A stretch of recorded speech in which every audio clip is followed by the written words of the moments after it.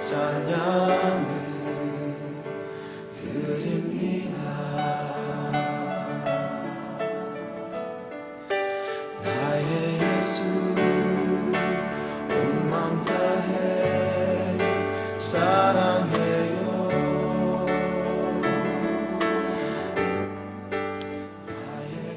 거룩하신 주님, 우리가 하나님의 은혜를 헛되이 받지 않게 하시고 온전히 하나님의 영광을 돌리게 하옵소서.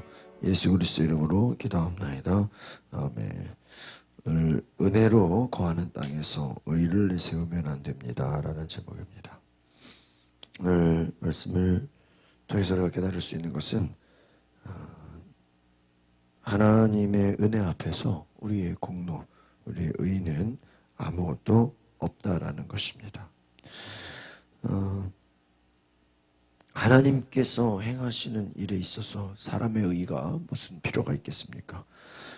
하나님이 행하시고 하나님이 이끄시는 그 일들을 보면 그냥 우리는 어떻게 보면 그냥 따라가는 것이죠. 우리가 겸손이라는 게 뭐예요? 하나님이 행하시는 일에 우리는 그냥 그것을 은혜로 기억하고 감사하는 것입니다. 그러니까 하나님께서 뭐 출애굽과 광야 생활과 또 모든 것에 하나님이 이끄시고 하나님이 인도하시고 하나님이 채우셨습니다. 우리가 하나님을 바라보면서 우리가 우리의 의가 아니라 하나님의 은혜를 기억해야 되는 것이죠. 오늘 신명기 9장 6절에 보니까 너희 하나님께서 이 좋은 땅을 너희에게 주어 차지하게 하신 것은, 오늘 말하는 하나님이 약속을 지키시고 하나님이 복을 주신다는 것, 이 모든 것 의로움이 아니다. 내가 잘해서가 아니다. 너희는 목이거든 백성들. 그 말은 뭐예요? 너희 자체는, 인간은 원래 죄인이잖아요. 하나님이 우리를 선하게 창조하셨지만 죄로 인하여 타락하여 교만한 사람들이 되었어요. 결국은 죄가 뭐예요? 우리를 교만하게 하는 거예요. 하나님 없이 살아가게 하는 거예요. 너희가 광야에서 하나님 여호와의 진노를 자아냈다 하는 거예요. 그러니까 과거에 너희들이 하나님 앞에 불순종했던 것을 잊지 말아라. 출애굽을 해서 여기까지 너희는 하나님께 반역해왔다. 하나님 앞에 우리가 순종하는 것도 중요하지만 또 불순종으로 인해서 하나님이 그들을 진노하시고 하나님의 심판을 받았잖아요. 2년 반이면 금방 들어가야 될 그 가나안 땅을 어때요? 불순종함으로 38년을 고생한 거예요. 어떻게 보면 하나님이 처음부터 우리를 40년 훈련시키려는 게 아니었다는 거예요.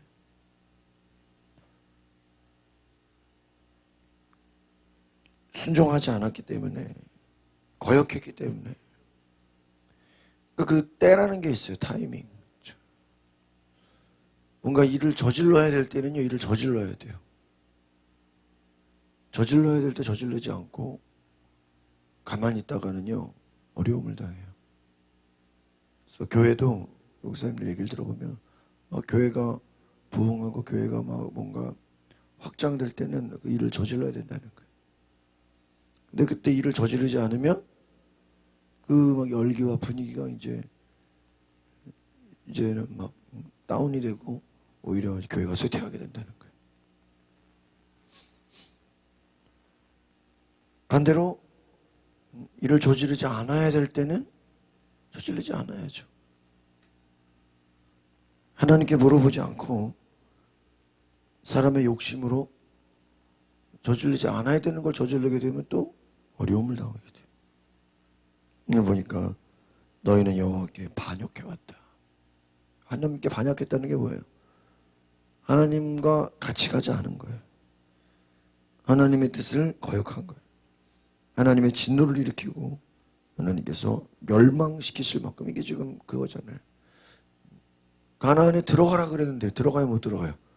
못 들어가요. 그냥 가기만 하면 되는데 자기들이 싸웁니까? 어떻게 보면 하나님이 주는 축복이요. 야, 너는 이제 축복을 줄 테니까 그냥 뭐 하기만 해? 오기만 해. 뭐 그런 거 있잖아요. 공짜로 요즘 뭐 집에도 보니까 뭐 나라에서 뭐 이제 뭐 각 분야마다 뭐 업계마다 이제 뭐 몇 조 원씩 그냥 뭐 대단해. 수십 조를 막 그냥 막 지원해 주겠다는 막 해주겠다는 거. 뭐 나라에서 이제 막 다 전 국민 다 돈 준다 그러고 그럼 준대는데 다 뭐 지원해 주겠다는데 뭐 하기만 하면 돼요. 받기만 하면 되잖아요. 하나님의 축복을 우리가 그냥 뭐예요? 그냥 거저 받기만 하면 돼. 그냥 받아들이면 돼. 근데 저거 뭐 뒤에 뭐 다른 꿍꿍이 속이 있는 거 아니야. 저거 받으면 또 뭐가 잘못되는 거 아니야. 잘못했다가 뭐 이용당하는 거 아니야. 막 부정적인 생각을 하면요. 어때요? 받지를 못하는 거예요. 하나님이 우리를 시험하시고 테스트하시는 것은 어떻게 보면 하나님이 우리를 축복하시려는 거예요. 하나님이 아브라함을 테스트했어요. 시험했어요. 근데 결국 그 시험의 결과가 뭐예요? 시험에 통과하니까 아브라함은 복을 받잖아요. 요셉이 많은 고난이 있었지만 그 고난의 결과가 뭐예요? 요셉이 복을 받잖아요. 그러니까 우리 하나님의 백성들은 고난이라는 게 뭐냐? 터널이에요, 터널. 광야가 뭐예요? 터널이에요, 터널. 여러분, 옛날에는 속초나 동해안을 가려면 막 산을 넘어갔단 말이에요. 태백산맥을 넘어가야 돼. 근데 지금은 어때요? 터널을 뚫어놨어요. 터널만 몇십 개 지나가면요, 동해안이 나와요. 터널 막 긴 거는 막 11km, 10km가 넘어 터널이. 어떻게 터널을 그렇게. 근데 보세요. 왜 터널을 뚫었죠? 터널은 무섭잖아요. 껌껌하고. 사고 나면 위험하고. 근데 생각해 보세요. 터널이 좋은 건 뭐예요? 산으로 올라가지 않고 그냥 산을 뚫어버린 거예요. 고난과 광야가 때로는 우리가 돌아가는 것 같고 고생하는 것 같고 빙빙 도는 것 같지만 순종만 잘하면 터널처럼 뭐예요? 산을 돌아가는 게 아니라 뚫고 지나가는 거예요. 그러니까 어떤 고난과 광야를 잘 보낸 사람들을 보면 그냥 어떻게 보면 축복을 거저받는 경우가 있어요.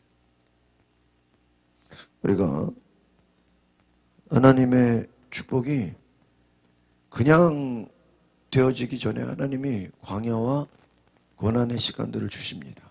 그런데 우리가 그 시간들을 잘 버텨야 돼요. 잘 그냥 이기면 돼요. 그냥 뭐 하면 돼요? 그냥 쭉 따라가면 돼요. 저도 지금 많은 교회들을 거치면서 막 교회마다 다 특색이 있어요. 그럼요, 어떤 교회는 제가 이렇게 있어 보면 야, 이건 나랑 완전히 반대되는 교회예요. 내 성향이랑 완전히 이건 안 맞는 교회예요. 또 뭐 교인들이나 뭐 리더십이 나랑 야, 이거 뭐 말이 되냐. 근데요, 그냥 한 6개월 이렇게 버텨요. 뭐 맞춰주고 그냥 따라가주고. 그러면요, 한 6개월만 지나고 내가 버텨주고 잘 맞춰주면 어느 순간 이제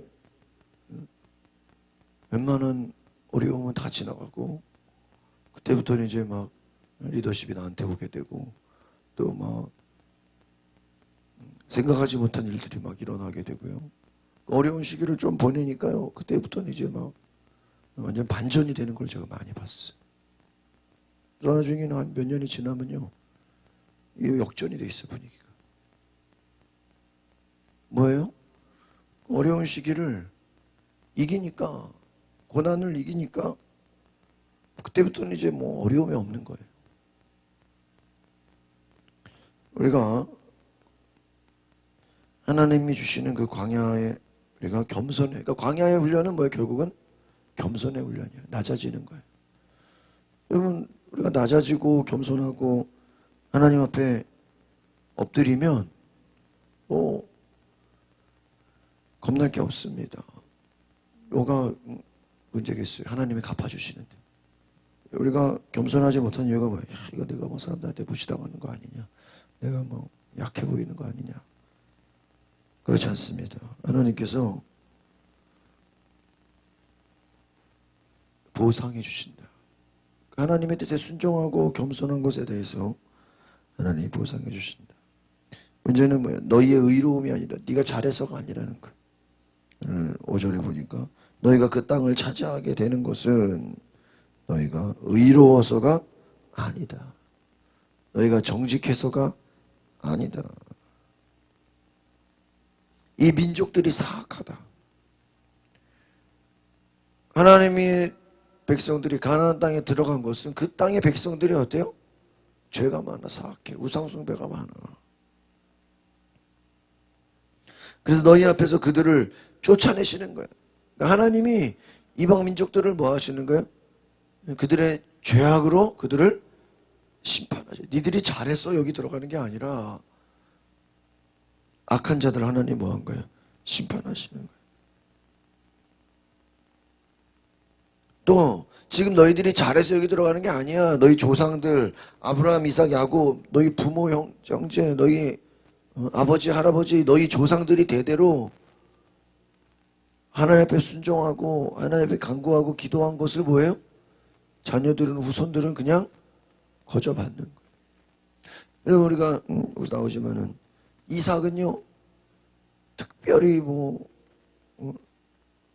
그렇게 고생한 게 없어요. 이삭은 왜 그렇죠?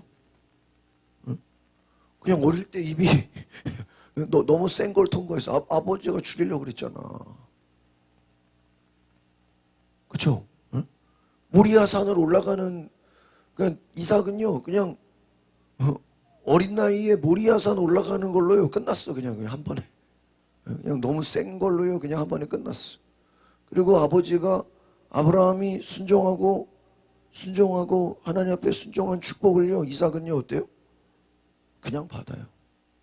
그래서 나중에 창세기를 보면 하나님 이삭에게 너는 네 아버지 때문에 너는 그냥 거저 복을 받는다. 근데 뭐 본인이 믿음이 없던 거죠. 본인도 뭐예요? 모리아산에 자신이 제물로 드려질 뻔했잖아요.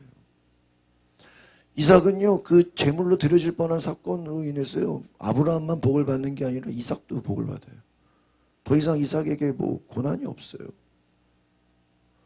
그러니까 우리가 하나님 앞에 받는 훈련은, 광야는 일찍 받을수록 그냥 통과하는 거예요.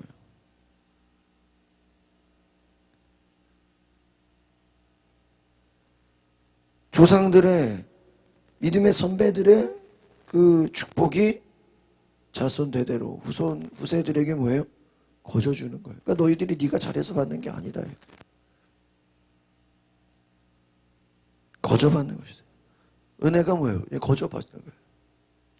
하나님이 주시는 거예요. 4절에 보니까 너희가 이 땅을 차지하는 것은 너희들의 의로움이라고 말하지 말아라. 또 말하죠. 이 민족들을 쫓아내신 것은 그들의 사악함 때문이다. 그들이 악하기 때문에 하나님이 심판하시는 거예요. 그러니까 여러분 믿는 자들의 축복은 다른 말로 하면 뭡니까? 불신자들, 악한 자들의 뭐예요?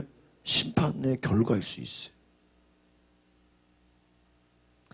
너희들이 명심할 것은 하나님께서 삼키는 불처럼 너희보다 앞서서 건너가신다. 그러니 그들을 멸망시키고 그들을 정복하게 하실 것이다. 너희는 그냥 뭐예요? 쫓아내고 그들을 진멸시켜라.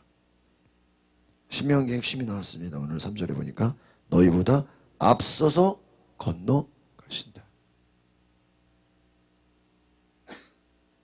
하나님께서 우리보다 어떻게 해요? 앞서가신다. 앞서가신다. 먼저 가신다. 먼저 가신다는 게 뭐예요?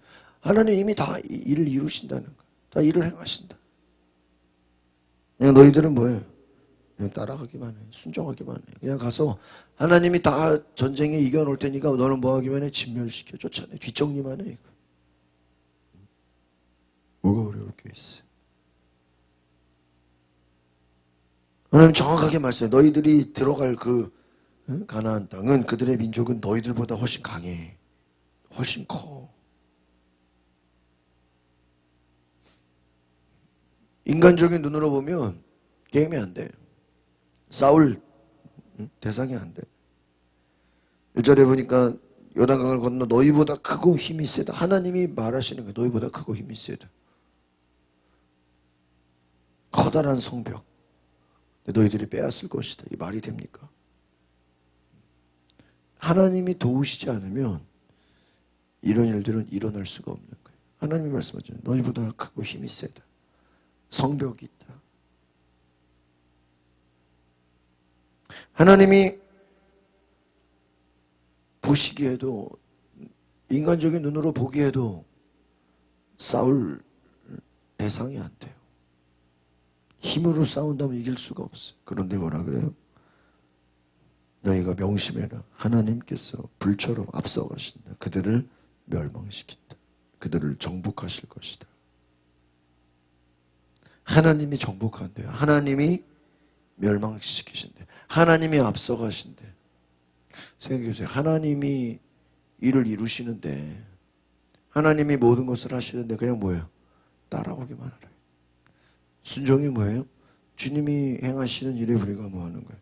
그냥 따라가는 거예요. 여러분, 예수님의 제자들이 예수님이 부활하고 난 이후에는요, 그들에게는 두려움이 없어요. 예수님이 부활하는 것을 본 뒤로부터는요, 이들에게는 겁이 없어요. 죽음을 두려워하지 않아요. 왜? 예수님이 죽음을 이겼는데, 주님이 부활의 첫 열매가 되셨기 때문에 이들에게는 이 세상에서 무서울 게 없는 거예요. 부활 신앙이 그렇게 무서운 거예요. 예수님의 부활을 본 제자들은요, 더 이상 죽인다 그래도 두려워하지 않아요. 사람들을 무서워하지 않아요. 이제 더 이상 주변의 환경의 눈치를 보지 않아요. 베드로가 이 부활하신 예수님을 만나고 나서는 완전히 다른 존재가 돼요.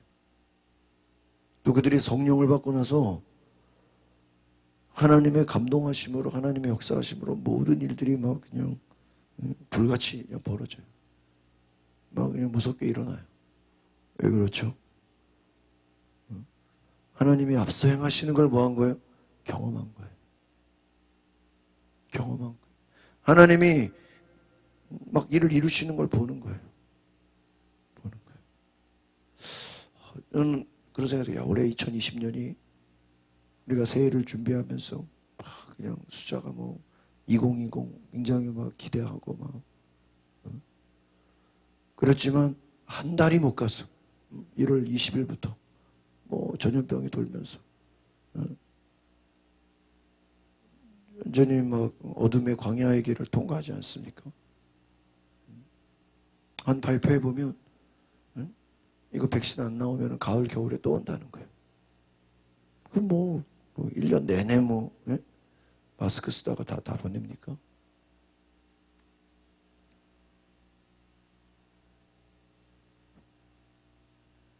이런 어려움이 있지만, 고난이 있지만, 그러나 그럼에도 불구하고 하나님의 축복은